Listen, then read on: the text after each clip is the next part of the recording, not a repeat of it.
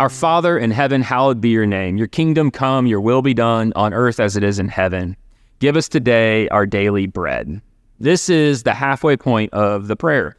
And what's most interesting to me is it's the first request that we get to make to God. It's the first time we're asking something of God. Isn't that interesting? And I think if I was to be totally honest, and I'm guessing if you were honest as well, I start making requests in my prayers to God pretty quickly. Like often, it's just right away. I start right into the list of what I want or need for myself, for other people that I love, and so on. And I just ask God for those things right away. And if I were to be really honest, most of what I like to pray about is informing God of all my requests. Like if I were to assign a percentage of my prayer time that was spent on informing God of all the things I think that he should do, that number would be uncomfortably high. So it's really notable to me that the first request comes at the midway point. Perhaps by delaying the request, though, maybe that would have a way of shaping our heart and attuning our spirit to be in line with what God really wants from us before he entrusts us with the ability to ask. Perhaps the slowdown and the reminders that come before in the prayer about who God is and what his mission is for would help shape what we would possibly ask him for.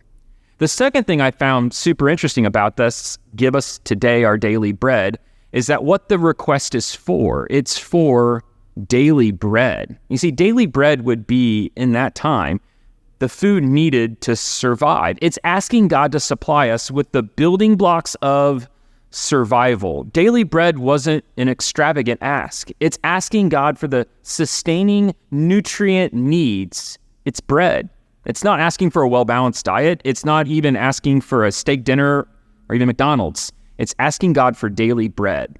Similarly, it's not asking God to win a game or to fix our AC or to gain success in a job interview. It's asking God, supply me with the most basic fundamental needs.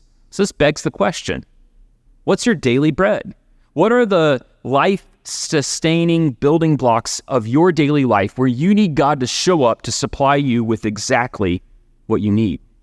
Perhaps our pantries are too full for us to realize how much we really rely on God. Perhaps we have too much autonomy and too much control over our life to really know how much we need God. Perhaps our days and lives and schedules are too full and too optimized to really understand how much we need space for God to show up and give us what we really need. Perhaps, and maybe, just maybe, our lives are too important for us to even receive daily bread from God.